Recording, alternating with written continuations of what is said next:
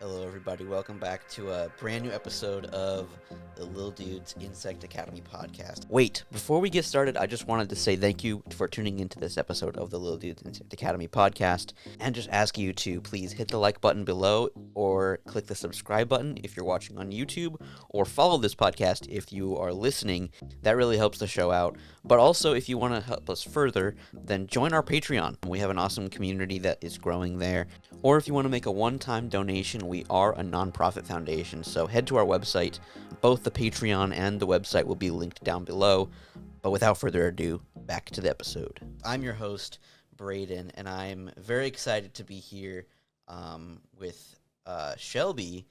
Shelby is a master's student at the University of Nebraska, Lincoln, in the Bee Lab.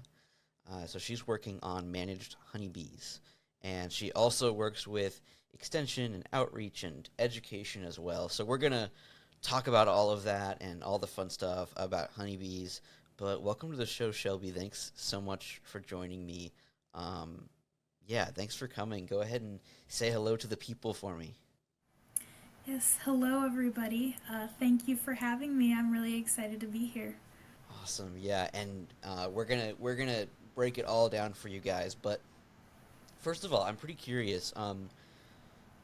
You are in your master's program at UNL working on honeybees, but were honeybees like always the thing for you, or did you always like bugs in general and then finally settled on honeybees, or um, what's your experience with entomology in general? Yes, so my experience with insects and entomology goes way back into my childhood. I have been chasing bugs ever since I could walk. I absolutely love butterflies. I used to raise them from caterpillars to butterflies. As a kid, that was my hobby. When I got a little bit older, I decided that I wanted to become an entomologist, and I was looking around at the opportunities in my area, and there really wasn't any entomologists that I could shadow or talk to. And Mm-hmm. so when I got to high school, I started a honeybee management business. I had my own beehives. I sold the honey through the FFA program, and I absolutely fell in love with them. And so I'm still working with honeybees. That's really cool. So how old did you say you started um, keeping bees? I was, I believe, just under 14 years old. Whoa, wow, Yeah. that's impressive. Um, It's been over a decade now. Yeah, so are you like still keeping like some personal hives, or is it all like for research or school or um like property of the schools? I kept my own personal hives. I think the most that I ever had was about 20. Wow. Uh, I dialed that down as soon as I found out that I was accepted into my master's program Hmm. because I helped manage 100 or so uh, hives at the university, and so I worked bees 40 hours a week. And it Wow. was really tough to continue to manage mine as well as they should be. So I ended up giving those away to a student that was looking to get into honeybee colonies as well, and so I just kind of perpetuated my experiences that way. Wow, that's really really awesome. Okay, so you were working in the B lab before you were even accepted into the master's program. So what was like I want to talk about like your early experience with keeping bees like on your own through FFA. Um that's pretty interesting to me. Like walk us through what that was like and um some of the highlights of that experience. Yes, for anybody who doesn't know what FFA is, I think they changed it a while back, but it stands for Future Farmers of America. So there's a lot of livestock and land management Hmm. uh, competitions and things that they do through that program. One of them was specialty animal production, and that's the category that honeybees technically fall under. It also, pertains to rabbits and puppies and things like that. But yeah, so I I decided that I wanted to keep bees actually before I joined FFA. Um, I didn't know if my parents would necessarily be supportive because we lived in town, and I knew Oh, I yeah. couldn't really keep any other kind of livestock. And Hmm. so when I was old enough, I joined FFA, and I told my parents that I had joined FFA, and they were, super thrilled because they had done that as a kid too. Um, and then I was like, oh, by the way, I have to do this supervised agriculture experience project, and I Yeah. have to keep some kind of livestock. Hmm. And they're like, oh, that's not going to work. I'm like, but I could do bees. I could put them on somebody else's property. And so that's what I did. I convinced my parents to help me start researching how I could get started. There is a little bit of a learning curve when you start honeybee hives, and Oh, yeah. so I started Googling, and I actually found the Nebraska Beekeepers Youth Scholarship Program. And so I applied for it, I wrote an essay, and I ended up winning one. It gives you everything to start a beehive, including the bees, and a membership to the association, and also a mentor to help walk you through your first year as a beekeeper. Wow, that's cool. Yeah. Unfortunately, they were having a tough time partnering me with a mentor because there really weren't a whole lot of beekeepers in the central part of Nebraska where I grew up. Hmm. I just offhandedly met a commercial beekeeper at a different school event. He was there talking about his commercial beekeeping operation. And this was shortly after I had decided I wanted to keep bees. And so I actually reached out and asked him if he would be my mentor. And so he accepted, and he helped me through my first several years in beekeeping. Wow, that's really, really cool. So your first year, you had one colony. Is that right? I actually I put a little bit of extra money into it, and I started Oh, with okay. three. I had researched, and it said that it was better to start with more than one colony in Hmm. case one dwindles or you need to Hmm. divide. Yeah, yeah. That's what I always tell people. I have a little bit of beekeeping experience, for I think 3 seasons. But that's what I always tell people is don't start with just one colony because if one is struggling, um, or you need to do like a split or something like that, um, you can actually trade resources between the colonies. So if one's low on honey, you can put a frame of honey in the other one. I know you know this, Shelby. I'm just Yep. explaining to the people back at home, but yeah. So if you guys are ever thinking about um, keeping bees, don't start with just if you can. Don't just start with one colony. I would recommend two, maybe three, so that you can trade resources between them. Um, so you had um, over time you started colonies not on your property, so like all over town, right, or outside of town, right? So I know a lot of people that do that because of like nectar diversity. Like you can get different kinds of basically different kinds of honey depending on where you place the hive throughout town. So did you ever find some interesting differences between your different colonies? Like, oh, this hive has a lot of this kind of honey, or this hive has a lot of this other kind of honey. Did you ever see that at all? Yes, so when I very first started keeping bees, I actually did my best to place them out in an area that had alfalfa flowers blooming. And Mm. I talked to the farmer that owned the land that planted the alfalfa, and he agreed to wait just a little bit longer to let the alfalfa bloom a little bit before they ended up cutting it, because they usually cut it before it blooms really well. Okay. But he did that for me, and it was such beautiful honey. It's my favorite kind of honey. It's very Really? light and mild, and it almost looks like water, but it's honey. Wow. Yeah. Yeah, because I'm always amazed when I see like the diversity in the colors and like like flavor profile of honey because I've never tried alfalfa, but you said it's like really light in color and flavor. But then my favorite is knotweed, which is like almost black. Like it's Mm. super, super, super dark. And it's like a really rich.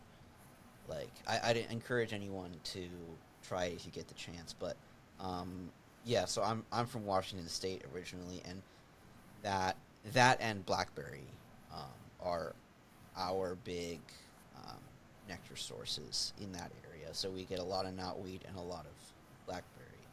And knotweed is like super, super, super dark and really rich, and then blackberry is like more sweet, floral, and a lot of a lighter yellow color.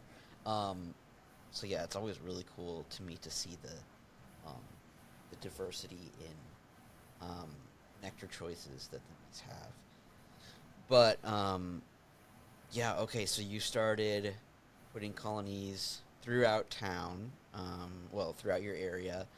Um, yeah, that's really really cool. So like, how successful was your like honey business starting out? Like, did you do like really well, or like because you had to sell it through FFA, right? Yes, so through FFA, I ran it like a business and I kept track of the bookkeeping. And Mm-hmm. then I could apply for awards with the bookkeeping that I did. So I ended up doing farmers markets. I sold by word of mouth. I had a lot of support from my local community because they knew me. Mm-hmm. And then later on, I ended up branching out. I filed for an LLC and I got put in grocery stores. I had a commercial kitchen license. So Wow, I took it fairly far before I was done with it. that's really cool. So, okay, so then you got your bachelor's degree, your Mhm. undergraduate, and did you go to UNL for that as well? Yes, I did. That's actually how I got my job at UNL. Through the scholarship, I had to go to the local beekeeping meetings, and I met the apiary manager for the university well before I was of college age. And he Mm-hmm. said, well, if you want a job, you have the experience, and we could give you a job when you get to college. And so I took them up on that offer. I reached out when I got here, and I have been working at the university ever since. That's so awesome. So, okay, so you were working in the apiary as well as a full-time student, right? Yes. So what did you end up getting your degree in, your undergrad? Yes, so I started out my bachelor's program in agriculture education. The teachers that I had interacted with through high school, through FFA, actually made such an impact in my life that I wanted to try and follow in their footsteps. I later decided that I would rather be an extension agent and continue to teach people out about beekeeping and pollinator conservation. So I, very late in my program, swapped to applied science so that I could graduate on time and start my master's degree. So like, master's was kind of like always the plan for you. Um, Not necessarily. I had thought about it, but the opportunity came up and it was more of what I really wanted to do. And so I took their offer when they Yeah, asked if I would stay a little bit longer. that's really awesome. Okay, so I want to get into what you're working on right now, with your master's degree. Um, what tell us a little bit about the stuff you're working on and why you're so excited about it. Yes, so like I said, I have a lot of background in applied science. So that basically means that I focus in sciences that are um, directly useful to beekeepers. I like to provide direct benefit to beekeepers so that they can improve their management practices and hopefully help keep their hives just a little bit healthier and maybe just a little bit easier, right? And Mm-hmm. so I have two projects that are focusing kind of around that theme. My first project I call my waxing experiment. Um, if you've never really looked into beekeeping, basically when a beekeeper starts a hive, they get all of the wooden boxes and the wooden inserts that we call frames, the bees have to start out from square one. Basically, you buy a package of bees and you shake them into the boxes, and they have to build all of the wax combs from scratch as soon as you put them in, right?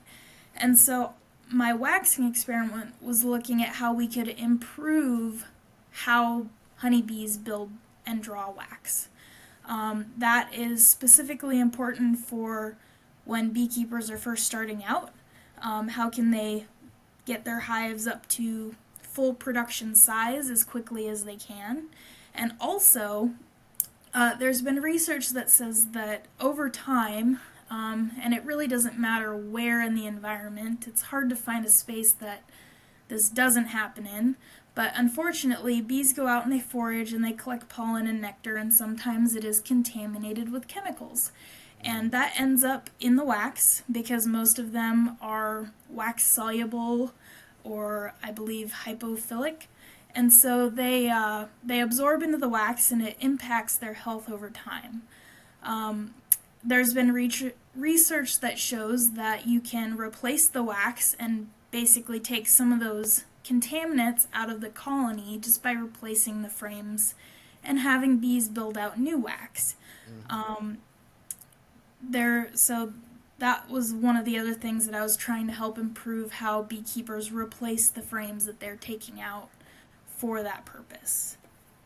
So, wouldn't that be like really, really expensive for the bees though, to have to rebuild so often like that?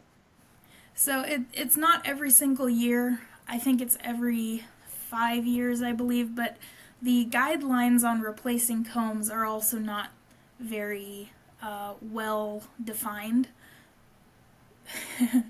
And there's basically no guidelines on how we can convince the bees to build the wax. Right. Yeah. Yeah, because really, the bees will do whatever they want, right? Yeah. Um, okay. Yeah, that's interesting. So what did you find with that? Like, were you looking at those chemicals that were found in the wax, or like exposing them to those things manually? Like, what was your? I'm interested in what your like your methods were with that.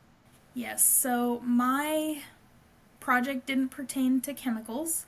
I was looking at how we could install packages and improve the rate at which they build wax.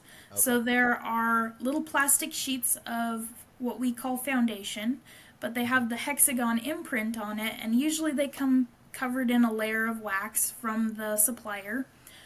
One of my treatments was I would add an extra layer of beeswax to see if that would improve their acceptance rate and the rate at which they built comb. So I had a treatment that had those frames with the added wax. I had my control treatment where it was just the regular frames that didn't have my extra layer. I had an alternating arrangement, so it was both of those foundations, every other one. And then I also did two treatments that were a combination of foundation and newer, most likely not super contaminated comb, just to see in a replacement setting, like when the bees have already had wax, which was most useful in producing wax. And through that, I'm still in the process of trying to publish and get my thesis written, but it's looking like just giving them foundation and starting colonies on foundation and not giving them any built wax at all is most effective in producing Wow. comb. When we install packages, the packages that we gave the extra comb to didn't really utilize that extra space. And so we're thinking that the adult population was the limiting factor. But as far as replacing comb, it kind of looks like if you really want to replace wax, you just need to start new colonies and maybe swap frames from one to the other and get rid of the old ones. It's interesting to think about. And so this is like that would be like really good information for beekeepers to have. Like Hmm. that's the whole point. Like that's the whole reason you're doing this is to Yes. create more knowledge for beekeepers, right? Yes, and like you said earlier, it's very energetically costly for the bees to produce the wax, Yeah. and beekeepers know that, so they don't want to get rid of comb unless they absolutely have to, and Yeah. if they have a way to replace that comb. So that's what I'm trying to help figure out is how we can replace the comb and produce wax most effectively. So, one thing that um I kind of want to go over is like all the different things that bees create. Um, that's a pretty interesting thing that I've never really talked about on the show before that I thought you would be a great person to tell us a little bit about. Um, so I don't know why, but it took me a long time to realize this, but bees actually like secrete the wax. Like the wax comes from the bee. Like, can you tell us a little bit about that? That kind of blew my mind when I originally learned that. Yes, so as bees go out and they collect nectar, if they fill their honey stomachs and return to the hive and there's not a space to put that nectar, their body starts to kind of digest that sugar and it stimulates their glands on the bottom of their abdomen to start producing wax scales. Once they produce the wax scales, they will kind of scrape those off and chew them into the hexagon shape. But it's pretty neat. It's almost like if humans could sweat lumber. If we eat a big Mm, meal and then we sweat lumber so we that's can a good build way to our think about it. houses. Yeah. Yeah, that's really cool. And if you look up a photo, it's like literally these little scales of wax coming off the bottom of the abdomen of the bees, like between their different segments on their abdomen. It's really cool to look at. Um, but yeah, so bees make all kinds of things. They make honey, wax, um, what's the other thing? Propolis, which is like, well, I guess they don't make it. It's from tree resin, right? Hmm. Yeah, so that's like a glue that they use to um, like insulate and fortify their cavity that they're living in. So humans use both the honey and the wax. Have you ever like harvested wax and made like any products with it, or were you mostly just honey? So I did a bunch of different things when I had my Hmm. business. I actually Hmm. started out producing a specialty product called comb honey. So instead of extracting the honey, like taking the top layer of wax that seals it off and pulling the honey out and bottling it like you'd normally see on a shelf at a Yeah. grocery store, I sold the honey still in the wax. And most people don't see it anymore like that. That was the Hmm. original way that honey was sold up until I think it was 1869 when the extractor was invented. Mm. Hmm. You would have to buy it in the wax and then crush it and strain it yourself. But comb honey is really good if you just eat it as is. You don't have to take it out of the wax. The wax is completely edible. And that is my favorite way to eat honey, actually, is on cheese and crackers. That's awesome. Um, yeah, so that's usually sold in like a glass jar, right? Like you can see the comb still inside of it. Yeah, so there's chunk honey, where it's the comb and liquid honey surrounding it in the jar. You can also buy it in a box, where there's no liquid honey around it, and Mm, it is just the comb. mm. And the comb itself like seals it and keeps it good, Hmm. right? Yes, I always called that the bee's seal of approval because I know that nobody's added anything to it, Mm. nobody's heated it, nobody's processed it because it would alter the wax.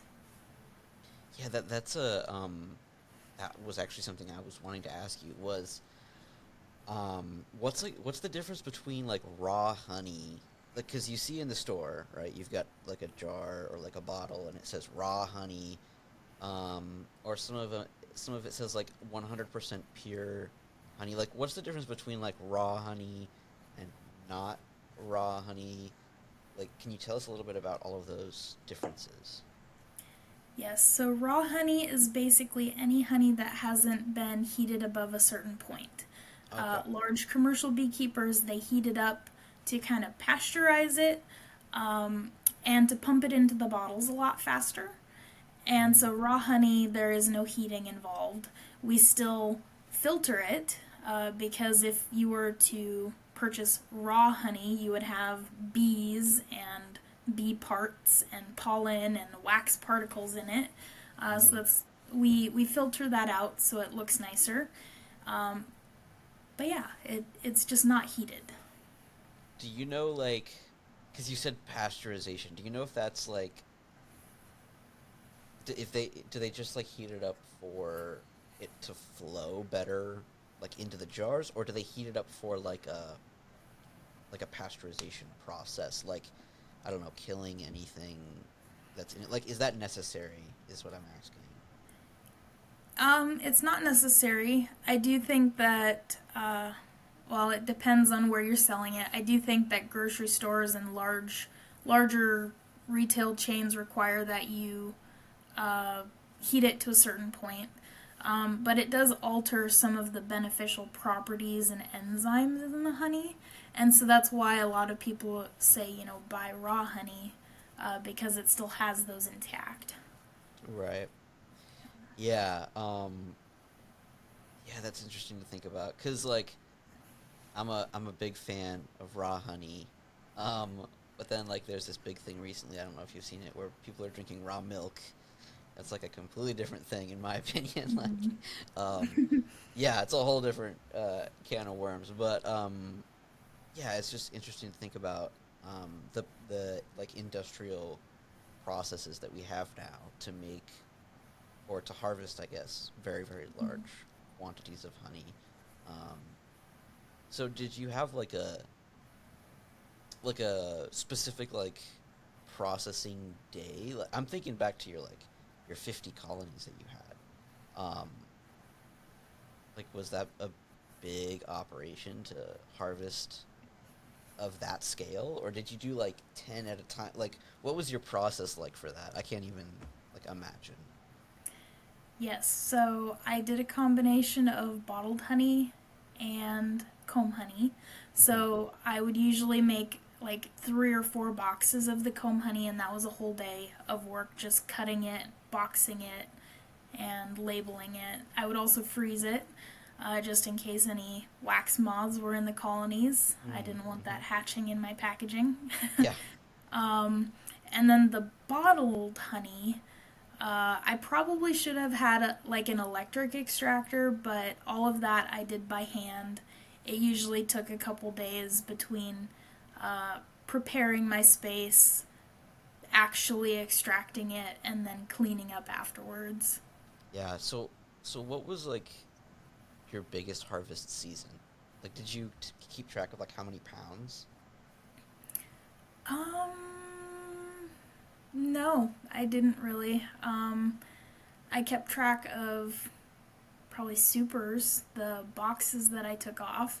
I could Hmm. estimate the amount of honey that I received from those, but I think it it also differs a little bit because of the combination, the bottled honey and the comb honey. But I think I did like Right.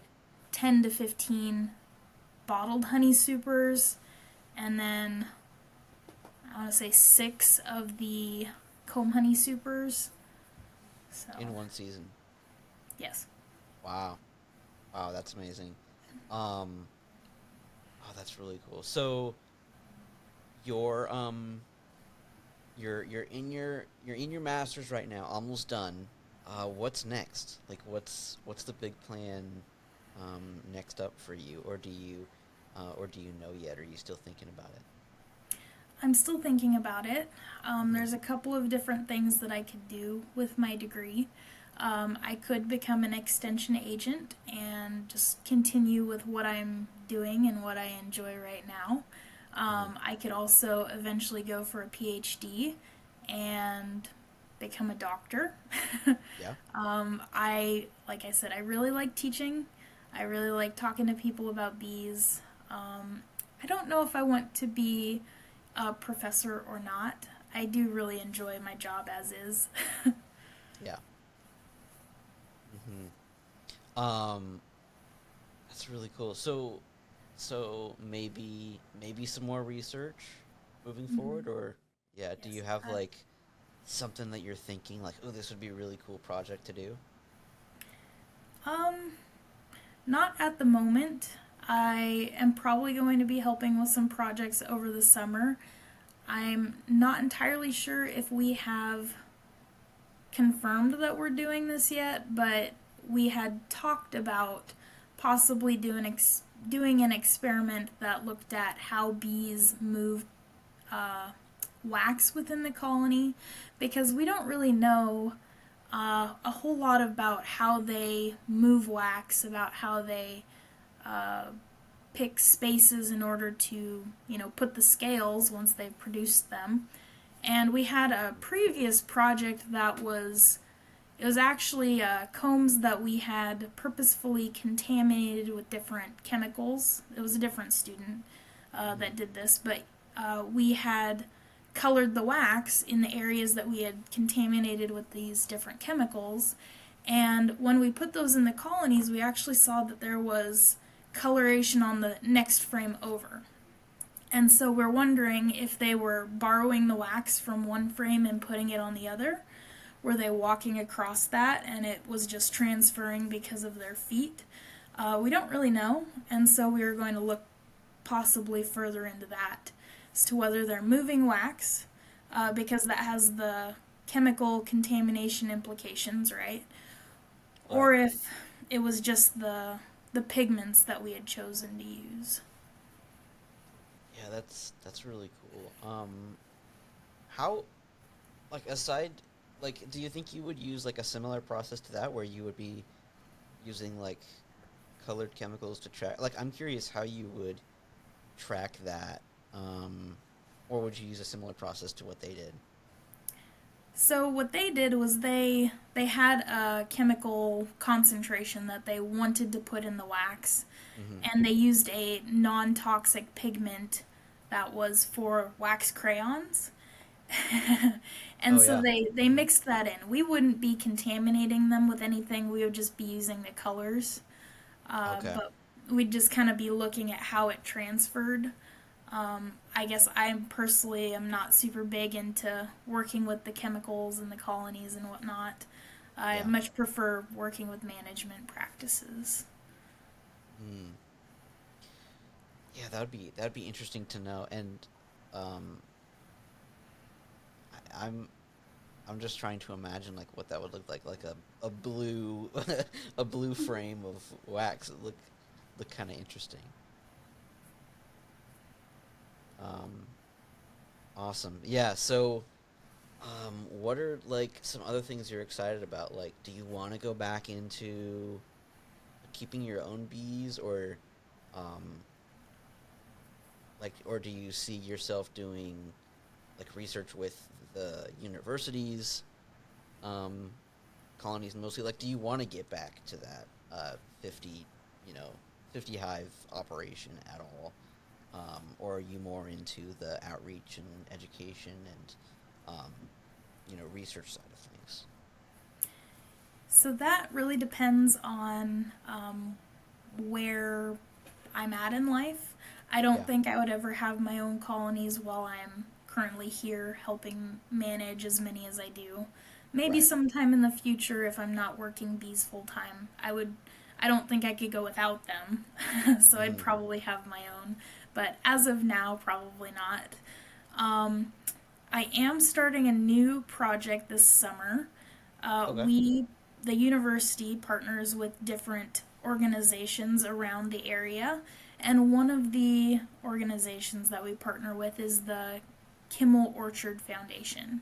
They have an extension teaching facility right next to their orchard, and so they do a lot of farm to table education. Yeah. We have hives out there that we help pollinate their apples and their other fruits that they have. And sometimes we teach classes in their facilities, but this year we are partnering with them, and I'm actually going to be doing weekly tours throughout Oh, the cool. season. So people can sign up. I suit them up, and we basically do an hour of exploring a beehive from the very, very basics, because most people probably aren't beekeepers. Yeah. But then it gives them an opportunity to ask questions and think about whether that would be something that they would be interested in. That's really cool. And is that like all ages, or what's the age group for that? Yes, so it's all ages, adults, kids, it really just depends. It is during a business day, so I don't know how many kids would go unless they're with a school group, Yeah. but that's an option. And yeah, I'm excited to do that. It's, basically the thing that is right up my alley. That's awesome. So, um, a bit of a fun question for you. It like 10 years down the road, like what's your dream setup? Like extension, or is it working um with farmers, or is it working with beekeepers? Like what's the dream? Like if money were no consideration, right? What would be your dream like setup for the future? I would probably be an extension agent that, one, helps beekeepers learn how to better manage their colonies, and two, I also really like working with kids. Hmm. I help teach a lot of kid related, they're like groups. We do a Yeah. lot of pollinator education. We go out, they look for bugs, we come back and we look at what they've found, and we teach them about the different kinds of bugs and what their purpose is in the environment, and all those things I really do enjoy. So I'm pretty content with it where I'm at, actually. That's awesome. Oh, that's awesome. And that sounds really achievable. Like I know lots of people who have done extension as a full-time career for many, many years. So, um, very, very possible. And there are beekeepers everywhere. So, yeah, there's never a shortage of um, people to talk to. That's for sure. But yeah, how about a little bit like about you, like your personal like life? Like, do you have any hobbies that you enjoy outside of school, or maybe somewhat related to um, insects or bees, or um, yeah, like what are some other hobbies that you enjoy in your spare time?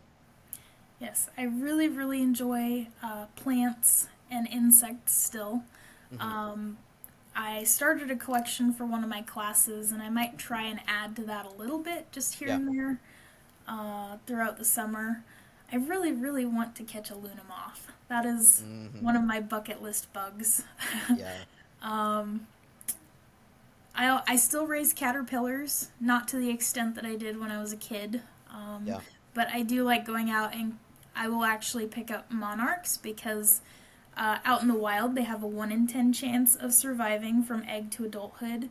Mm. If because I'm experienced with it, I can bring them inside, and it turns into an 8 or 9 out of 10 chance. So I That's great. pick them up, I raise them to adulthood, and then I release. I just planted native plants in my yard. I had a couple of yard caterpillars last season. That's awesome. Let's see. I really, really enjoy art. I like making educational pieces. Oh, I've cool. actually taken dead bugs, old wasp nests, mantis egg sacs that have hatched, all those kinds of things, and I put them in resin so that I can Oh, hand yeah. them out to kids and they can't mash them. Yeah. Yeah, that's really cool. So they can see like the structure of like a paper wasp nest Mhm. up close. Have you, just out of curiosity, have you ever done the like, have you ever preserved a spider web? I've been wanting to do that recently because it looks really cool. But basically, you take like a plastic film, like a laminator sheet, and you find like an abandoned spider web, um, and then I think you spray paint it with spray paint, like whatever color, so that it's visible. So most people do like a silver, like a metallic spray paint, so it looks normal but still visible. Um, and then I think they also spray it with adhesive, so it sticks to the plastic. And then you like take the plastic and you stick it to the spider web, and then close the laminator sheet, right? And then you run it through the laminator, and then you have like, a sheet of plastic with a spider web inside. It's pretty cool. Um, I've seen them, but I've never done it myself. But um, yeah, have you heard of that? Like, have you ever done that? I've never done that. I have seen where they use black card, like card stock or Yeah. construction paper, where they Mm-hmm. just kind of put it up against the spider web, and then because it's white, you can kind of see the design. Yeah. Um, I have dissected butterfly wings. So if I find, well, what I do is I go through, there's a intro to insect collecting class at the college, Yeah. and at the end of the semester, they clean all the spare insects off, the ones that weren't uh, quality enough to keep. And I dig through the little recycling bin and I pick That's out the bug right. Yeah. parts. And then I Yeah. will laminate the wings and use them for jewelry. That's cool. I think I remember you telling me about that when we met at ESA. Um, it's like, so do you just have like a box of like bug pieces somewhere? That's Yeah, awesome. I use Just like pizza mismatch boxes. pizza boxes. Old That's pizza awesome. boxes because they stack and they fold so that they don't get scrunched. Oh, that's clever. It's like a model kit or like a Lego set with like just bug pieces. Oh, that's awesome. Um, yeah, that's really really cool. Okay, so I think that's about it. Like, did you want to talk about a little, like, did we miss anything or anything else that you wanted to talk about before we sign off? Not that I can think of. I guess as far as high school and college age kids go, if you're interested in starting to keep bees, you can reach Hmm. out to your uh, if you have a local association. Usually there's a state association. Sometimes they have those youth scholarship programs like what Nebraska has. I know Kansas has one, Iowa has one. uh, there's a lot of people that, like, if you go to a beekeeping meeting, you look around the room and they're all, you know, 40, 50, 60 years old, Yeah, and they want people our age to come yeah. into the industry and learn how to keep bees so it's not a dying art. Hmm. So they do have those opportunities out there. And even if you, if you don't have access to those scholarship programs, you can reach out to those resources and they can at least give you a starting point, you know. Absolutely. Yeah, and I kind of want to echo that because even if there is no like entomology program like in your area, there are often beekeeping clubs like in your area. Like I'm thinking of Washington State. There's no uh, you know, bachelor's. There's no like undergraduate program for entomology in Washington State, but we still have beekeeping clubs. Like beekeepers exist everywhere, and they always have. So, um, if there is no scholarship or program like you have in Nebraska, reach out to your local beekeepers because they might be willing to help you out or maybe um, let you learn and watch them work with their bees, and you can learn a lot from those people. And like you said, we need a lot more young beekeepers, because that's how we keep it going. We've kept bees for a very, very long time as humans, and we need to keep it going. So we need more young beekeepers, and yeah, that's just a um, really exciting field, I think. And I mean, you'll learn so much, and um, I think you'll fall in love with honeybees. So if any of you are thinking about that, um, definitely reach out to your local resources. But uh, Shelby, thank you so much for chatting with me about honeybees.